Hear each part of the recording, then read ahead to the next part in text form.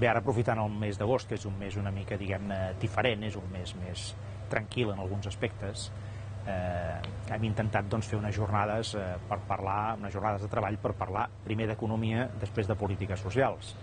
I creiem des de Convergència i Unió que aquestes són dues cares de la mateixa moneda. No hi podrà haver estat del benestar reforçat de cara al futur, no podrem tenir millor estat del benestar si no tenim una millor economia.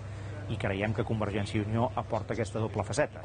Per un costat, poder fer créixer l'economia i crear riquesa, això és fonamental. Per un altre costat, ànima social, sensibilitat social, per poder distribuir justament aquesta riquesa creada. I tercer, gastar millor els diners que hi hagi disponibles. Això les famílies ho heu de fer, les empreses ho han de fer, les molt petites empreses també ho han de fer, amb els recursos disponibles gastar millor, fixar-se més prioritats, també ho ha de fer l'Estat, també ho ha de fer la Generalitat, ho han de fer les administracions en general.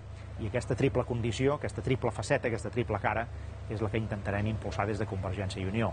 Per garantir l'estat del benestar i les polítiques socials tan necessàries, cal fer funcionar millor l'economia, tenir ànima social i gastar millor els recursos disponibles sense pujar impostos, és a dir, sense fer allò que estan fent els actuals governants tant a Catalunya com a la resta de l'estat espanyol.